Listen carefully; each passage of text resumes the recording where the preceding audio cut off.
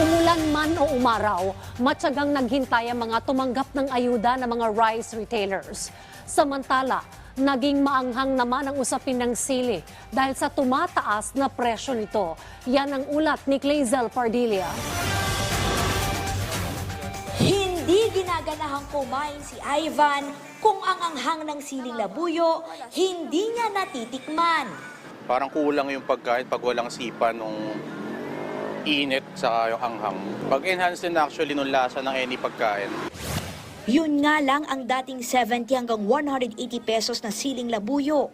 Pumapalo na sa 500 hanggang 750 pesos kada kilo. Sa pwestong ito sa Marikina Public Market, pumapalo na sa 650 pesos ang presyo ng siling labuyo. Kaya ang isang dakot ng siling labuyo kapag tinimbang, umaabot na sa 26 pesos ang babayaran mo. Katumbas yan ng 2 pamasahe sa jeep. Nung presyo pa po no, nag-250, ganyan, hindi pa po siya tumatas. Nung biglaan pong tumaas na, naging 500, tapos sumunod na po yung 600, ganyan, hanggang sa naging 650 na po. Kulang po sa supply.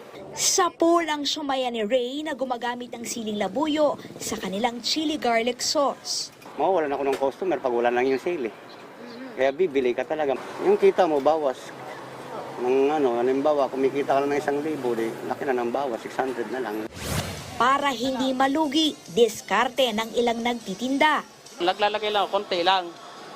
Para masabi lang na may sili. Kasi mahal. Pero kung mura lang, papaliguan ko ng sili. Ayon sa Bureau of Plant Industry, panahon ngayon ng anihan. Pero nasira yung ating mga production areas ng sili due to typhoon na 'di ba naano naman natin lately na sunod-sunod po talaga yung mga typhoon and mostly sa Luzon tumama. Majority kasi ng production areas natin is in Luzon, so greatly affected talaga siya ng typhoon. Yun po yung nag-cause na mabawasan yung supply natin. Masira yung mga planting area, so wala masyadong ma-harvest na mga sili po. So talagang pag bumaba ang supply, may tendency talaga ma'am na tumaas po yung prices po sa market. hindi nag-aangkat ng sili ang Pilipinas, kaya muling pagtatanim ng siling labuyo ang solusyon para sumapat ang supply. Samantala, hindi nagpatinag sa malakas na ulan ang mga rice retailer na pumila sa Concepcion 2 sa Marikina kaninang umaga.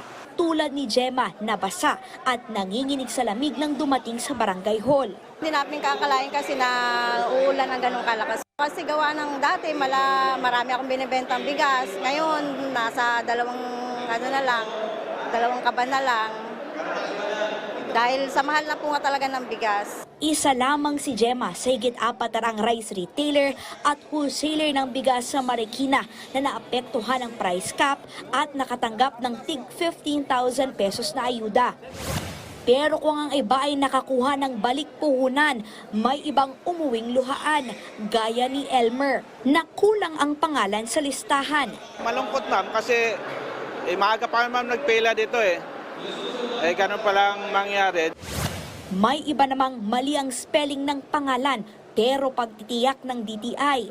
Dahil po sa patakaran ng DSWD na kailangan matiyak na nagmamatch yung nakalista sa kanilang mesa at yung ID na ipapakita po ni beneficiary, hindi muna po sa ngayon mabibigay yung ayuda niya because of some administrative matter po. Pero rest assured po that typographical error, clerical error can easily be rectified. Maghintay lang po kahit beyond September 14, bukas na po yun, matatanggap ang ayuda.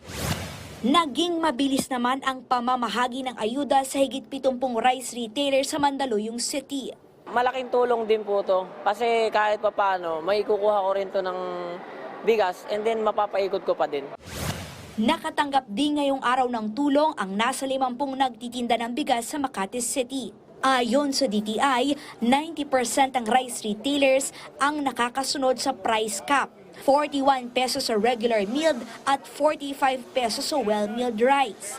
Para mapababa pa ang presyo ng bigas, suhestyon ni Marikina Congressman Stella Kimbo, pansamantalang bawasan ang taripa sa imported na bigas.